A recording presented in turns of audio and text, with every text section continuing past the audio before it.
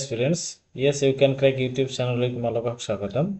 এতিয়া মই দেখাব চেষ্টা কৰিম DLED ৰ কাৰণে যে পেট এন্ট্ৰেন্স এক্সাম হ'ব তাৰ এপ্লিকেশন ফৰ্ম আপোনালোকে কেনেকৈ মানে ফিল আপ কৰিব। ইয়াৰ কাৰণে আপুনি সিম্পলি যিকোনো এটা ব্ৰাউজাৰত যাওক, যোৱাৰ পিছত HCRT যি সাইট আছে এই সাইটত যোৱাৰ পিছত এটা পেজ খোল খাব। এইখন পেজ ইয়াত সিম্পলি আপুনি কি কৰিব, ৰেজিষ্টাৰ যি লিখা আছে ইয়াত ক্লিক কৰিব লাগিব। ইয়াত চাওক দিয়া আছে ৰেজিষ্টাৰ বুলি, ইয়াত সিম্পলি ক্লিক কৰিব। এইখিনি ক্লিক কৰাৰ পিছত নেক্সট যিটো পেজ সেইটো খোল খাব। ইয়াত আছে এইটো কি কৰিব লাগিব, প্ৰথমতে বেসিক্যালি আপোনাৰ যি ৰেজিষ্ট্ৰেচন ফৰ্ম আছে এই ফৰ্মখন ফিল আপ কৰিব লাগিব। তাৰপিছত সেভ এণ্ড প্ৰচিড ক্লিক কৰিব লাগিব।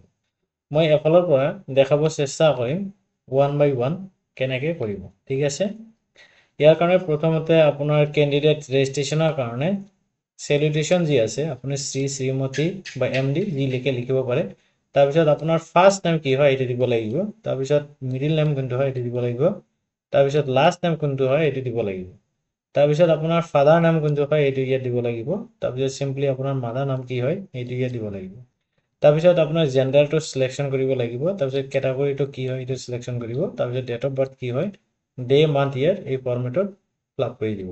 তাৰপিছত এইটো অটোমেটিক্যালি আহি যাব আপোনাৰ বয়সটো কিমান হয়, ঠিক আছে। এতিয়া হওক কোৱালিফিকেশ্যন আপোনাৰ কি আছে এইটো দি দিব, HS BA বা MA যি থাকক এইটো দি দিব, কোনো অসুবিধা নাই। তাৰপিছত আপোনাৰ মোবাইল নম্বৰ কি হয়, মোবাইল নম্বৰটো ইয়াত দি দিব। তাৰপিছত ইমেইল এড্ৰেছ, কাৰেণ্ট ইমেইল এড্ৰেছটো দিব যাতে ইমেইলটো ভেৰিফাই কৰোঁতে কোনো প্ৰব্লেম নহয়। বা মোবাইল নম্বৰ যোনখন আপুনি লগত লৈ আহিছে বা যি মোবাইল আপোনাৰ হাতত আছে যাতে OTP যায় সেইটো দি কিনে সেভ এণ্ড প্ৰচিড যি লিখা আছে ইয়াত সিম্পলি ক্লিক কৰি দিয়ক। দিয়াৰ পাছত এতিয়া সিম্পলি ভেলিডেট কৰিব লাগিব যি এটা OTP যাব এই মোবাইলত, ইয়াত ভেলিডেট কৰিব লাগিব। তাৰ কাৰণে ইয়াত এটা অপশ্যন দিয়া থাকিব, চাৰিটা ডিজিটৰ থাকিব। তাৰমানে যিটো মোবাইল নম্বৰ আপুনি ইতিমধ্যে দিলে ইয়াত সেই চাৰিটা কি কৰিব লাগিব, দিব লাগিব। দিয়াৰ পিছত ইয়াত ভেলিডেট বুলি লিখা আছে ইয়াত ক্লিক কৰি দিব সিম্পলি। তাৰপিছত ভেলিডেট হৈ গ'ল। হৈ যোৱাৰ পিছত লগে লগে ইয়াত লিখা থাকিব সাকসেছ বুলি, ঠিক আছে, মানে ভেলিডেট হৈ গ'ল। এতিয়া আকৌ কি কৰিব লাগিব, গো টু লগইন পেজ যিটো আছে এই লগইন পেজত যাব লাগিব। যোৱাৰ পিছত সিম্পলি এইখন পেজ খোল খাব। এইখনত কি আছে চাওক, ৰাইট সাইডত চাওক ইয়াত লগইন বুলি লিখা আছে। এই লগইনত সিম্পলি কি কৰিব লাগিব, প্ৰথমতে আপোনাৰ ৰেজিষ্টাৰ যি কৰিলে এই মোবাইল নম্বৰখন দিব। এই মোবাইল নম্বৰটো দিয়াৰ পিছত আপোনাৰ যি ডেট অফ বাৰ্থ আছে সেই ডেট অফ বাৰ্থটো ইয়াত দিব। দিয়াৰ পিছত ইয়াত লগইন লিখা আছে সিম্পলি লগইনত ক্লিক কৰি দিয়ক, ঠিক আছে। এইটো দিয়াৰ পাছত নতুন যি পেজ সেইটো খোল খাব।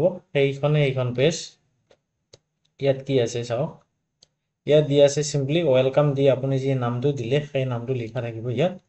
এটা অটোমেটিক্যালি থাকিব। ৰেজিষ্ট্ৰেশ্যন ডিটেইলছখিনি ইয়াত দিয়া থাকিব। এটা নম্বৰ আহিব আপোনাৰ HCRTৰ পৰা। তাৰপিছত সিম্পলি আপোনাৰ কি থাকিব, কেণ্ডিডেটৰ নামটো থাকিব তোমাৰ। তাৰপিছত মাদাৰ নাম কি হয় এইটো থাকিব। আপোনাৰ কাষ্ট কেটাগৰী, ইমেইলটো থাকিব, মেইল তাৰপিছত এইটো থাকিব। ফোন নম্বৰ যিটো দিলে এইটো থাকিব। কোৱালিফিকেশ্যন থাকিব, ডেট অফ বাৰ্থ থাকিব।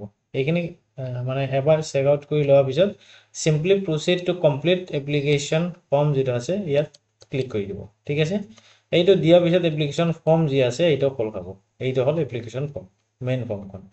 তো ইয়াত কি কৰিব লাগিব, প্ৰথমতে পাৰ্চনেল ডিটেইলছ দিয়া আছে। পাৰ্চনেল ডিটেইলছৰ ভিতৰত আপোনাৰ নাম, মিডিল নেম মানে লাষ্ট নেম, তাৰপিছত father name, mother name, gender, তাৰপিছত কেটাগৰী, তাৰপিছত ডেট অফ বাৰ্থ।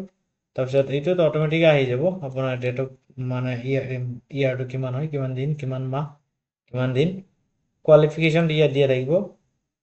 ইমেইলটো অলৰেডি দিয়া আছে। তাৰপিছত মোবাইল নম্বৰটো দিয়া থাকিব, কোনো কথা নাই। ইয়াত আহক কমিউনিকেশ্যন ডিটেইলছটো। কমিউনিকেশ্যন ডিটেইলছত দিয়া থাকিব, এড্ৰেছটো দিব লাগিব কোনটো এড্ৰেছ হয় আপোনাৰ। তাৰপিছত ষ্টেট কি হয় সিলেকশ্যন কৰিব লাগিব, ডিষ্ট্ৰিক্টটো সিলেকশ্যন কৰিব। তাৰপিছত পুলিচ ষ্টেচন কি হয় এইটো, তাৰপিছত পোষ্ট অফিচ কোনটো হয় সেইটো দিব লাগিব। তাৰপিছত পিনক'ডটো দিব লাগিব।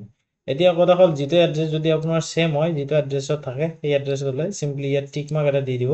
অটোমেটিক্যালি তলৰ যিটো আছে কৰস্পণ্ডেন্স এড্ৰেছ সেইটোত লৈ ল'ব। আৰু যদি বেলেগ হয় আপুনি মেনুৱেলি কি কৰিব পাৰে সেইটো টাইপ কৰিব পাৰে, কোনো কথা নাই, এই এড্ৰেছটো দি দিব। তাৰপিছত কোৱালিফিকেশ্যন ডিটেইলছ এটা দিয়া আছে। এইখিনি বস্তু এতিয়া ফিল আপ কৰিব লাগিব। কোৱালিফিকেশ্যন ডিটেইলছত আপোনাৰ মানে হায়াৰ ছেকেণ্ডেৰী ক'ৰ পৰা কৰিছে, ষ্ট্ৰীমটো কি আছে, ছায়েন্স, আৰ্টছ নে কমাৰ্চ কোনটো হয়, তাৰপিছত পাছিং ইয়াৰ কোনটো হয় সেইটো দিব লাগিব। চিলেকশ্যন কৰিলে হ'ল বা দিলে হ'ল। তাৰপিছত মিডিয়াম কি হয় আপোনাৰ কি আছে মিডিয়াম সেই দিব লাগিব বেংগলী হওক আছামিজ হওক বা ইংলিছ হওক কোনো কথা নাই তাৰপিছত অবটেইন মাৰ্কছ এই মাৰ্কছটো দিব লাগিব কিমান পালে আপুনি টোটেল মাৰ্কছ ইয়াত মানে দি দিব 500 আৰু এইটো মানে কিমান আছে আৰু পাৰ্চেন্টেজ যেটো আছে এইটো অটোমেটিক্যালি আহি যাব কোনো কথা নাই তাৰপিছত এক্সামিনেশ্যন চেণ্টাৰ যেটো আছে সেইটো সিলেকশন কৰিব লাগিব আপুনি যিকোনো মানে আপোনাৰ নিয়াৰ যেটো আছে বা ডিস্ট্ৰিক্ট যেটো আছে ইয়াৰ ওচৰত আপুনি কি কৰিব চেণ্টাৰটো সিলেকশন কৰিব সেইমতে বহিব তাৰপিছত কোৱেশ্চনাৰী এটা আছে এই কোৱেশ্চনাৰীটো ফিল আপ কৰিব লাগিব কি দিছে আপুনি যদি ডিজেবল হয় ইয়াৰ কাৰণে যদি 40% অৰ এবভ হয় তেনেহলে আপুনি ইয়েস কৰি দিব আৰু যদি নাথাকে সিম্পলি নকৰি দিলে হ'ল দিয়াৰ পিছত সাবমিট এণ্ড নেক্সট কৰি দিব সাবমিট নেক্সট কৰি দিয়াৰ পিছত এই পেজখন খোল হ'ব ইয়াত কিছুমান ডকুমেন্ট আছে সেই ডকুমেন্ট কেইটা আপলোড কৰিব লাগিব ডকুমেন্ট কেইটা কি আছে ইয়াত সব ইনষ্ট্ৰাকচন অলপ দিছে সেইখিনি দেখিব লাগিব ভালকে আপলোড ইয়োৰ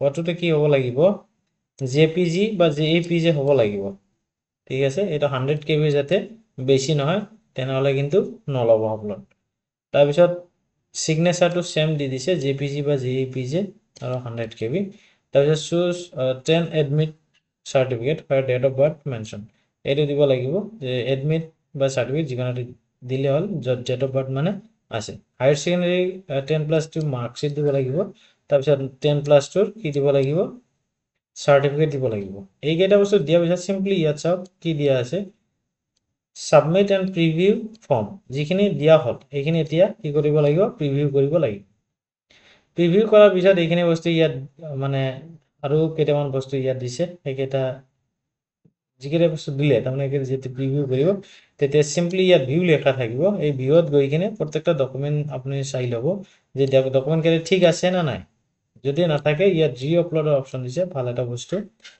বেলেগ বেলেগ সাইডত কিন্তু নাথাকে ইয়াত কিন্তু এইটো দি দিছে এইটো সিম্পলি কি কৰিব যদি ঠিক আছে কোনো কথা নাই সাবমিট এণ্ড প্ৰিভিউ ফৰ্ম দি দিব নহলে ৰি আপলোড কৰি কিনে সাবমিট কৰি দিব যদি কিবা গড়বড় থাকে দিয়াৰ পিছত সব নেক্সট ইয়াত আহিব পাৰ্সোনাল ডিটেইল প্ৰিভিউ যেটো ফৰ্ম সেইটো ইয়াত আহিব যেটো মানে ফৰ্ম ফিল কৰা হল আপোনাৰ ডিটেইলছ অফ পাৰ্সোনাল ডিটেইলছ ইয়াত দিয়া থাকিব registration number father name mother name details মানে যিখিনি বস্তু আপুনি অলৰেডি দিলে সেইখিনি বস্তু অলপ চাই ল'ব ঠিক আছে তাৰপিছত স্ক্ৰল ডাউন কৰি আপুনি দেখিব ফটো সিগনেচাৰ মাৰ্কশিট সাৰ্টিফিকেট যিখিনি দিলে ইয়াত দিয়া থাকিব তাৰপিছত ডিক্লাৰেশন এটা দিব লাগিব ডিক্লাৰেশন দিয়াৰ পিছত কনফাৰ্মেশন যি ইয়াত লিখা আছে এই কনফাৰ্মেশনটো দিব লাগিব কনফাৰ্মেশন কৰি দিয়াৰ পিছত এতিয়া ফিজ মানে পে কৰিব লাগিব এইটো অনলাইন মোডত দিলে হল কোনো কথা নাই 600 টকা দিব লাগিব ইয়াত ৰেজিষ্ট্ৰেচন নাম্বাৰটো দিয়া থাকিব তাৰপিছত ক্যান্ডিডেট নাম দিয়া থাকিব ঠিক আছে তাৰপিছত পে বুলি এটা অপচন আছে ইয়াত আপুনি সিম্পলি ক্লিক কৰি দিও দিয়াৰ পিছত কি হ'ব এই পেজটো খোল হ'ব আৰু এটা পেজ এইটো পেজ তাৰপিছত আপোনাৰ নাম দিয়া থাকিব তাৰপিছত বাকিখিনি বস্তু মোবাইল নাম্বাৰ বা দেউতাকৰ নাম মাদাৰ নাম দিয়া থাকিব আৰু ৰেজিষ্ট্ৰেচন নাম্বাৰটো দিয়া থাকিব তাৰপিছত একনলেজমেন্ট স্লিপ ঠিক আছে পে কৰি দিয়াৰ পিছত একনলেজমেন্ট স্লিপ আহিব আৰু পেমেন্ট সাকসেসফুল বুলি লিখা থাকিব তাৰপিছত সিম্পলি আপুনি এটো ডাউনলোড কৰিব লাগিব আৰু ইয়াত সকলোখিনি বস্তু দিয়া আছে এইখিনি কিন্তু লাগিবই খুবেই গুৰুত্বপূৰ্ণ হয় কাৰণ এইখিনি নহলে কিন্তু আকৌ কি হ'ব মানে এডমিশনত গৈ কিনে প্ৰবলেম হ'ব ঠিক আছে তো আজি ভিডিঅ'ত আছিল ইমানে যদি আপোনাৰ এই ভিডিঅ'ত কিবা যদি প্ৰবলেম থাকে আপুনি কমেন্ট সেকশনত কমেন্ট কৰিব আমি সেইটো দিব চেষ্টা কৰিম আৰু এনেকুৱা ধৰণৰ ফাৰ্দাৰ আপডেটৰ কাৰণে ভিডিঅ'ৰ কাৰণে আমাৰ চেনেলটো নিশ্চয় সাবস্ক্ৰাইব কৰিব থ্যাংক ইউ